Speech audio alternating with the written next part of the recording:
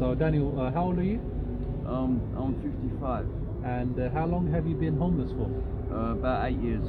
8 years. And Daniel, how did it happen? Break up with a relationship, Okay. basically, yeah. So that was 8 years ago. Yeah. But how did that lead you to being homeless? Drinking. Okay. And what was your life before becoming homeless? Before, Yeah. well, I had a 3-bedroom house and 3 cars. Okay. Wow. You know what I mean? And you lost all of that. Yeah, I've been married 3 times. Cool. And you lost all of that. Yeah. Yeah. And where were you living before? I was living in Palmer's Green. Palmer's Green. Yeah. And how was your first day of being homeless? Describe to us what happened that day when you became homeless. First day was just wandering around, really. You know? Yeah. I've seen some other homeless people and that, and I was sort of like drawn to them, integrated to them to find out where it's like you can get meals and things, and where the best, safest place to sleep and that.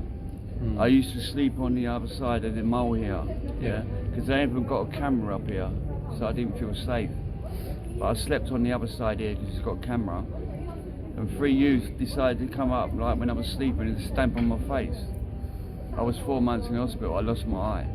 Okay. I mean, and my right eye's going. So. That's horrible. And but my friends tell me it's something to look forward to. What was the motive behind those guys doing that to you? Teenage kicks, man. I smoked the weed on them. I mean, by the time I got out my sleeping bag, they'd run off. So. And the local officer, Mr. Smart, he said, I can't trace them, Daniel. He said, like, they're from a different area now. And when you became homeless, how were the other homeless people towards you? Were they helpful or? Yeah, very helpful. Yeah. Okay. Yeah. And Daniel, quite polite people. Yeah. What would you say is the toughest part about being homeless? Toughest part. Toughest part. I can't even say coldness, yeah, because like I like to be cold. Okay. Because the best thing about being cold, yeah, is getting warm. Come on, man. So ain't that a nice feeling? Yeah. Ain't that a nice So feeling? what would you say is the toughest part? The toughest part is sort of like, well, they've just started helping the homeless at the moment, yeah, because of what's going on. But before that, homeless didn't mean nothing to anybody. Yeah, they just used to come round and do a head count and that. Do you know what I mean? That's all they were doing, a head counting. Didn't bring us a cup of tea or a sleeping bag or anything. They just like, oh, you're homeless, blah blah, and they look around and they go 1, 2, 3, 4. They're just head counting. Do you know what I mean? But now they are sorting the homeless out. Okay. They are sorting the homeless out. Do you know what I mean? Where but why didn't they do it before? Yeah. And where do you currently sleep? Anywhere.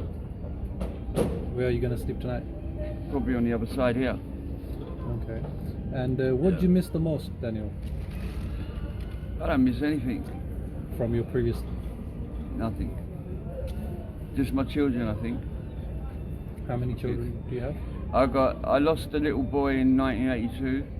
Yeah, 3 weeks. He was premature. And I have 12 girls. Okay.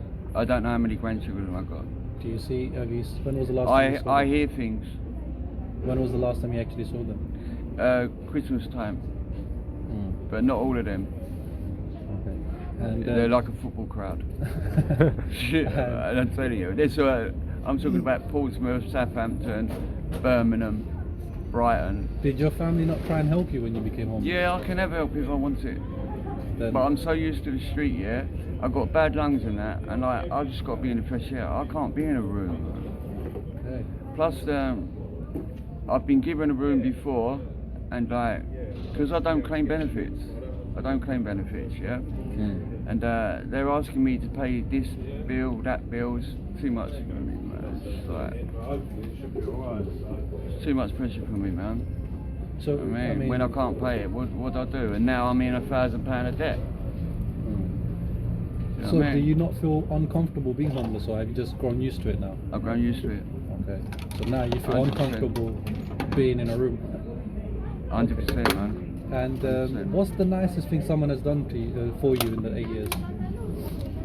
In 8 years, a week in travel lodge Okay. That's nice. with 3 meals a day. Yeah, brother. And what's the Yeah. worst thing or the meanest thing someone has done to you? Blinded me.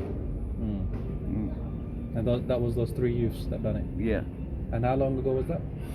that was last year, middle of last year. Yeah. And you know, Daniel, if you had a magic wand and you could ask for one wish, what would your one wish be? Peace and love in the world. Amazing. Nothing else.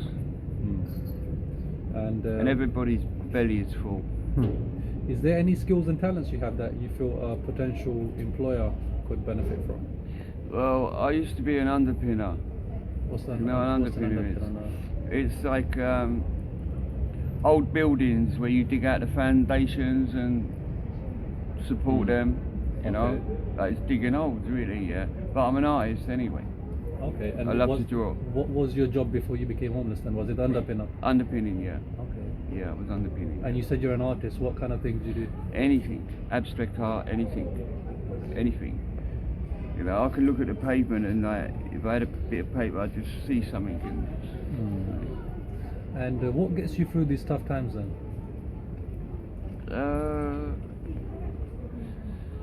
People, What do you mean?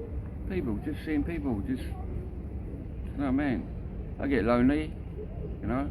And generally, I'm how- not sitting here just to make a pound note to get through the day, you know what I mean? I like the camaraderie and my just seeing people. And how are people generally towards It's you? really, it's good and bad, isn't it? It's 50-50, Yeah. isn't it? You know, they got their own agendas, haven't they? You know what I mean? And, I don't interfere with anybody. I don't expect the same back, but you know, I don't bother no one. I don't expect to be bothered. You know what I mean? And if you I could think go it's back, quite rude. You know what I mean? if you could go back, is there anything that you would change? No, nothing. Not one single thing. So would you rather not homeless? Would I rather be not homeless? No. You prefer being homeless? Okay, that's interesting. And why would you say I that? know that sounds weird, man. Yeah. What I would you mean, like I'm not a about being stupid homeless? person, but you know what I mean? No, I'm not it's stupid, interesting, man. yeah. Yeah, no.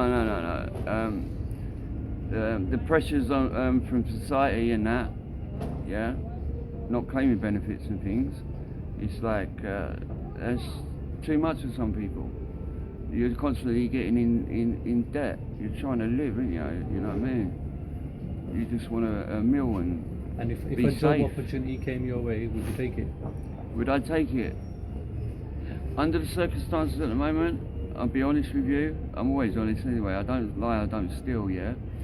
But under the circumstances, because I am drinking, I wouldn't want to put that on an employer. You know?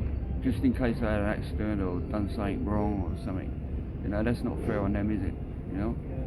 Makes sense. And what's your final message to people that are going to be watching this video? What would you like them to know about homeless people?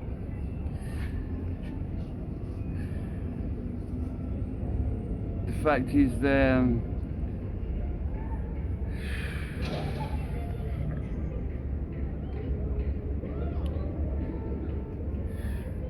we're not all drug addicts. Majority of them are. Yeah, I'm a drinker. But circumstances just lead you and you get stuck in a rut where you just don't get out of it. You can't get out of it. Shit, man. Look, I'm sorry to hear about your situation. And, I just want them to be safe, that's all. I wish that for everybody. You know.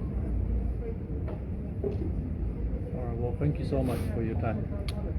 Thank you. Wish you all the best. God bless you. Thank you, sir.